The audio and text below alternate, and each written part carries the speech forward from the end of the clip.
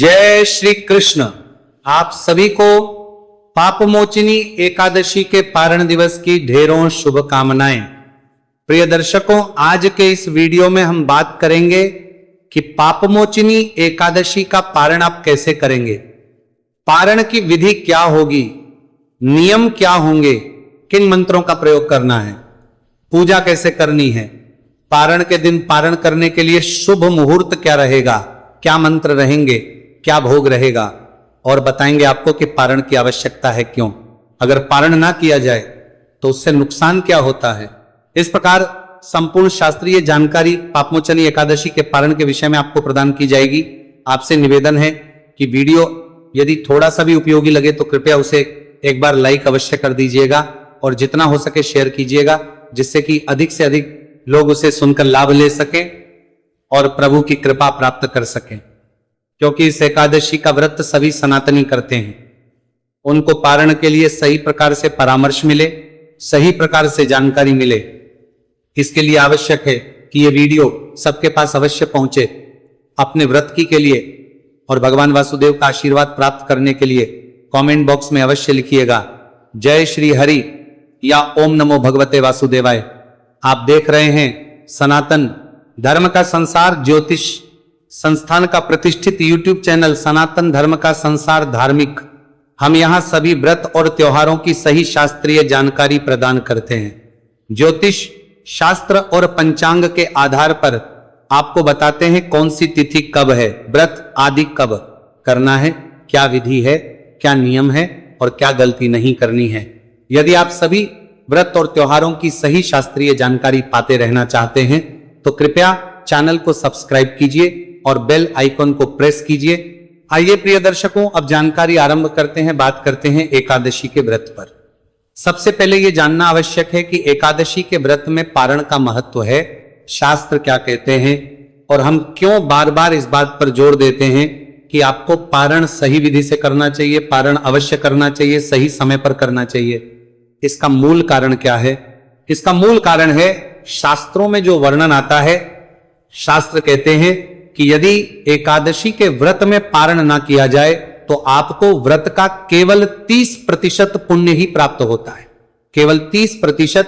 आप सोचिए 70% आपका जो पुण्य है वो व्यर्थ चला जाता। आप इतनी मेहनत से व्रत करते हैं, भूखे रहते हैं, एक प्रकार की साधना है। एकादशी का व्रत कोई साधारण व्रत नहीं होता और अगर उसका पुण्य फल भी आपको प्राप्त ना हो तो क्या लाभ। और उससे बड़ा दुख यह है कि जिस उद्देश्य की पूर्ति के लिए आप ये कर रहे हैं वो उद्देश्य तो पूरा कभी होगा ही नहीं। इसीलिए आपको पारण अवश्य करना चाहिए, क्योंकि पारण करने से ही मनुष्य को उसके एकादशी व्रत का पुण्य फल प्राप्त होता है। और अगर पारण ना किया जाए तो मैंने बताया 30% पुण्य ही मिलता है। 70% समाप्त और कहीं गलती हो जाए तो वो व्रत खंडित करती है और दोष उत्पन्न करती है। पालन जो है ना, ऐसा नहीं है कि आज आपने व्रत किया है कल सुबह सुबह आप पालन कर लेंगे। आवश्यक नहीं है कि आपको कल सुबह सुबह पालन करने के लिए ही शुभ समय रहेगा। शुभ समय एक होता है आपका शुभ मुहूर्त, एक होता है नियमों के आधार पर कुछ नियमों का पालन करना। तो एकादशी के व्रत में सबसे बड़ा नियम है कि व्रत के अगले दिन सूर्योदय के बाद और हरिवासन का समय व्यतीत हो जाने के बाद आपको पालन करना चाहिए। यहां जो ये हरिवासन वाली जो शर्त है ना, इस पे ध्यान देना। देखिए सूर्योदय का पता आपको रहता ही है, व्रत के अगले दिन आपको करना है ये भी पता है, लेकिन वो जो हरिवासन का समय है वो कब रहेगा इस पे ध्यान देना आवश्यक होता है। हरिवासन का समय यूं तो मूलतः द्वादशी तिथि के लगभग 5.5-6 घंटे में खत्म हो जाता है शुरुआत के, पर कभी कभार ऐसा भी होता है कि यह हरिवासन का समय देर से आता है और यही वो समय है जिसके बाद पालन किया जाना चाहिए। शास्त्र कहते हैं कि हरिवासन का समय व्रत के लिए बना है, इसीलिए कुछ प्रांतों में कुछ लोग इसे हरिवासन व्रत भी कहते हैं, क्योंकि हरिवासन के बिना यह व्रत अधूरा है। और इसी कहते हैं कि पारण तब करें जब हरिवासर का समय समाप्त हो जाए, अन्यथा व्रत का लाभ नहीं। और यही प्रमुख कारण है कि आपको पारण के वीडियो देखने चाहिए, पारण की जानकारी प्राप्त करनी चाहिए। और पारण की विधि अलग अलग होती है सभी एकादशियों में। ऐसा नहीं कि एक ही प्रकार से, जैसे एकादशी के व्रत की विधि अलग है। आपने पिछली 2 एकादशियों में देखा, घट स्थापना की बड़ी महिमा थी। भगवान की स्थापना घड़े के ऊपर एक में भगवान के परशुराम स्वरूप की स्थापना की गई। तो जो भिन्नताएं हैं ये कहां से आई? ये भिन्नताएं वर्णित हैं पद्म पुराण में, ये भिन्नताएं वर्णित हैं अन्य पुराणों में। जहां एकादशी की महिमा वर्णित है, जहां एकादशी का महत्व में लिखा होता है। तो आइए अब जानते हैं कि ये जो एकादशी है इसका पारण आपने कैसे करना है, कब करना है, विधि मंत्र भोग आदि क्या रहेगी। प्रिय दर्शकों, एकादशी का व्रत आप कर रहे हैं 15 मार्च को, दिन रहेगा रविवार का। 15 मार्च दिन रविवार को आप एकादशी व्रत करें, नियमों का पालन करें। आपने अभी तक व्रत पूजन आदि कर लिया होगा, क्योंकि हमारा ये जो वीडियो है दोपहर 12 बजे के बाद आपको प्राप्त होता है। इसके बाद आपको रहते हुए भगवान के चरणों में मन को लगाते हुए दिन को व्यतीत करना है। किसी पे क्रोध नहीं करना, किसी का अहित नहीं करना, किसी को अपशब्दों का प्रयोग नहीं करना। शांत चित रहते हुए प्रभु के चरणों में मन को लगाते हुए दिन को व्यतीत कीजिए। सायंकाल को कीर्तन कीजिएगा। कीर्तन की बड़ी महिमा है। कीर्तन अगर आसपास कहीं मंदिर आदि में होता है तो वहां जाइए, क्योंकि भगवान नारायण स्वयं कहते हैं कि के गा के मृदंग आदि बजा के कीर्तन करें, जिससे कि आपको कीर्तन का फल प्राप्त हो। रात्रि काल को जागरण करना चाहिए। जागरण की बड़ी महिमा है। और जागरण का भी प्राय ये नहीं कि टीवी देख रहे हैं, गॉसिप कर रहे हैं और आपको जागरण कर रहे हैं, नहीं। यही जो पाठ मैंने कहे ना, यही पाठ स्तोत्र आपको जागरण के लिए सुनने चाहिए, जागरण के समय सुनने चाहिए। प्रश्न उठता है कि जागरण कब तक करें? शास्त्र तो कहते हैं, नियम तो कहते हैं कि आप रात्रि भर तक जागरण कीजिए, परंतु अधिक ना कर पाए तो कम से कम 2 बजे तक तो करें ही करें। आहार आप सभी जानते हैं, फल आहार ही इस व्रत में आपको करना है। अधिक कुछ ना खाएं, यही कल्याणकारी है। जितना अधिक खाएंगे उतना आपका पुण्य जो है एकादशी का भाषण होता चला जाता है। इस प्रकार आप नियमों का पालन करते हुए दिन और रात्रि को व्यतीत कीजिए। अगले दिन सूर्योदय से पहले आपको अवश्य उठ जाना चाहिए। उठने के बाद स्नान आदि कीजिए। स्नान आदि करके स्वच्छ वस्त्र धारण कीजिए। स्वच्छ वस्त्र धारण करके भगवान सूर्यदेव को जल दीजिए तथा एकादशी पारण के दिन की पूजा आरंभ कीजिए। तो आप एक लोटा ले लीजिए। कल का लोटा आपने रखा होगा या कल आपने चौकी लगाई होगी। जैसा कि हम विधि बताते हैं कैसे आपको भगवान की चौकी लगानी चाहिए, कैसे पूजा करनी चाहिए, आपने स्थापित की होगी। और बहुत से ऐसे भी नए दर्शक होंगे जिन्होंने इस विधि से आदि चौकी आदि लगा के पूजा नहीं की होगी, क्योंकि उनको हमारे द्वारा बताई गई विधि शायद क्या तो नहीं थी, पता नहीं था उन्हें। तो आइए आरंभ से हम जानकारी प्रदान करते हैं कि कैसे चौकी आदि लगानी है, क्या करना है और कैसे फिर आप इसका पूजन आगे करेंगे। यहां पे 2 बातें बता दूं। जिन्होंने चौकी आदि कल नहीं लगाई थी उनके लिए मैं आरंभ से ही बता रहा हूं कि चौकी आज कैसे लगानी है पारण वाले दिन। पर जिन्होंने कल चौकी आदि स्थापित कर रखी है तो उनको जब मैं पूजन आरंभ करूंगा वहां से शुरू, तब तक आप जो कल की पूजा सामग्री आपने अर्पित की होगी, पत्र पुष्प चढ़ाए होंगे, उनको हटा लीजिए। और जो लोटे में जल आपने कल भरा था ना, उस जल को पीपल को दे दीजिए और उसमें मांझ के शुद्ध जल भरना है। कैसे? पहले गंगा जल भरिएगा, फिर शुद्ध जल भरिएगा उसमें। यह कार्य कीजिए। मैं बाकी तब तक स्थापना की विधि आपको बताता हूं। प्रिय दर्शकों, जिन्होंने चौकी आदि स्थापित नहीं की है तो देखिए सामग्री के रूप में आपके पास क्या होना चाहिए। भगवान नारायण का कोई चित्र या स्वरूप या प्रतिमा होनी चाहिए। उनको स्थापित करने लिए चौकी होनी चाहिए। अगर किसी के पास चौकी नहीं है तो ऐसा नहीं कि बिना चौकी के स्थापना ही नहीं हो सकती। आप किसी भी स्थान पर भगवान को स्थापित करके पूजन कर सकते हैं। बस वो स्थान शुद्ध और पवित्र होना चाहिए। भगवान को अर्पित करने के लिए रोली, मौली, पान, सुपारी, लौंग, इलायची, धूप, दीप, नैवेद्य, पुष्प, इत्र और जनेऊ लेना है। पंचामृत से स्नान कराना होता है तो पंचामृत के लिए कच्चा दूध, दही, घी, शक्कर और गंगा जल लेना है। शहद का प्रयोग एकादशी के इस व्रत में नहीं होता है, इसका ध्यान दीजिएगा। इस प्रकार से ये सारी सामग्री एकत्र कीजिए, पत्र पुष्प आदि एकत्रित कीजिए और एक लोटा लीजिए तांबे का। उसमें पहले थोड़ा गंगा जल भरिए, फिर शुद्ध जल भरिए। सारी सामग्री एकत्र करके उस स्थान पर बैठ जाइए जहां बैठ के आपने एकादशी का पूजन करना है, या जो भी उपयुक्त स्थान है आपके यहां पूजा के लिए।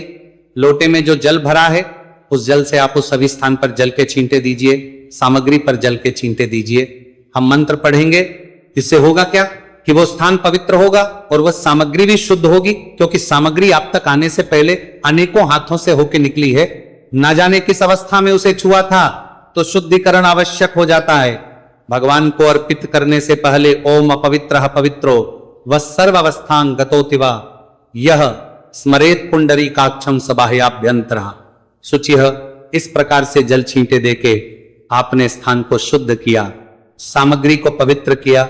अब चौकी लगाइए, चौकी पर लाल या पीला जो वस्त्र है आपके पास वो बिछाइए। भगवान श्री विष्णु का कोई चित्र, कोई तस्वीर या प्रतिमा जो आपके पास है वह स्थापित कीजिए, विराजमान कीजिए। उन्हें भगवान के सामने घी का दिया रखिए, सीधे हाथ की ओर घी का दिया रखा जाता है। दीपक को पहले आसन अवश्य दीजिएगा, थोड़ी सी पुष्प वहां पे बिखरा दीजिएगा, उसके ऊपर दीपक को विराजफल कीजिएगा। दीपक कभी भी डायरेक्ट नहीं रखा जाता है, उनको आसन देना चाहिए। अनाज का आसन दे सकते हैं, पुष्प का आसन दे सकते हैं। इस प्रकार से दीपक स्थापित कीजिए, उसके विपरीत दिशा में धूप रखिए। इस प्रकार आपने भगवान की स्थापना की है।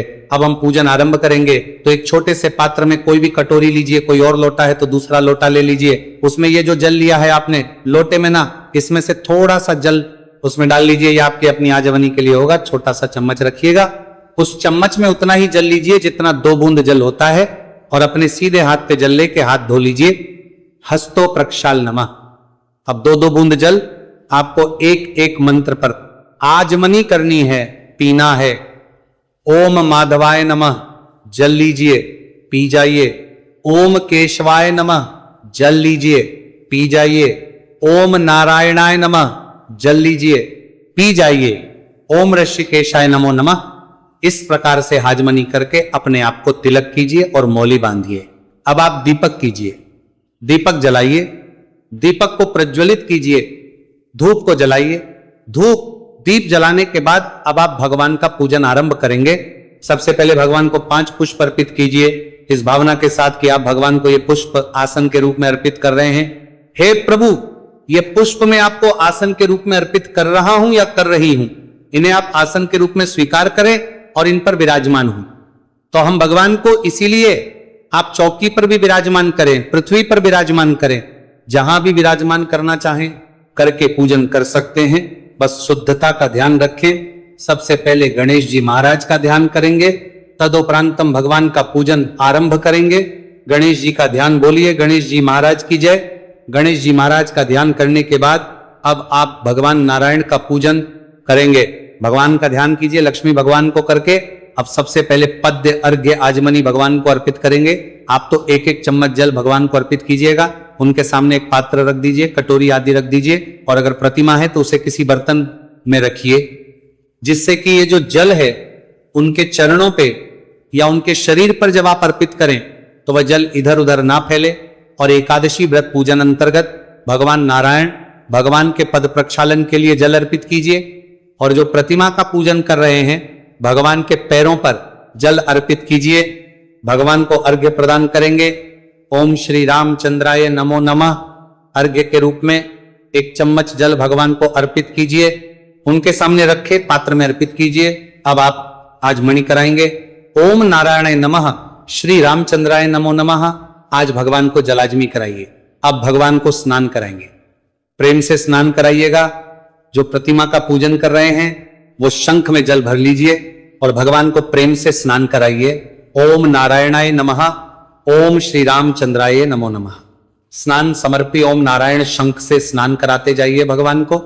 इसके बाद पंचामृत से स्नान कराएंगे। तो पंचामृत कच्चा दूध, दही, घी, शक्कर और गंगा जल से बनाइए और वो भगवान को अर्पित कीजिए।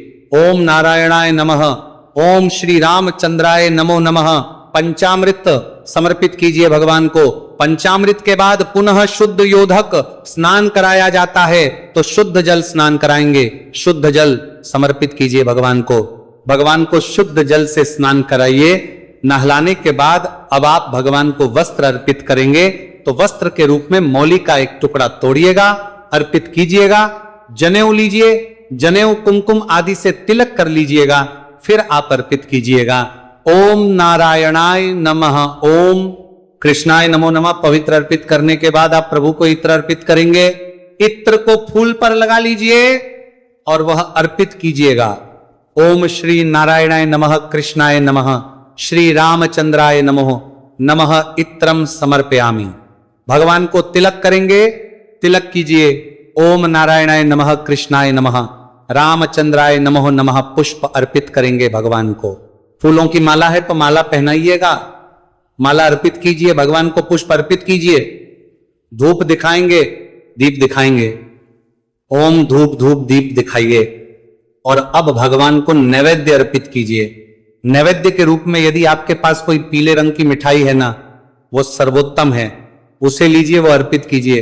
भगवान को ना हो तो आप मिश्री ले सकते हैं, बताशा ले सकते हैं, फल ले सकते हैं। चढ़ाइएगा जल, आचमनी कराइए। 1 चम्मच जल लीजिए, भगवान के सामने रखे पात्र में अर्पित कर दीजिए। जलाजमिनी समर्पित कीजिए। पान का पत्ता लीजिए, उस पर 2 लौंग, 2 इलायची, 1 सुपारी रखिए और वह भगवान को अर्पित कीजिए। जो भी दक्षिणा आप अर्पित करना चाहते हैं वो दक्षिणा भगवान को हाथ जोड़ के नमस्कार कीजिए। इसके बाद आपकी कथा सुने। पारण के दिन अगर सुनी जाए तो उत्तम होती है। विष्णु शस्त्र नाम का श्रवण करें। अगर आपके समय निकले और सुन पाए तो बड़ा कल्याणकारी है। फिर हम भगवान की आरती करेंगे।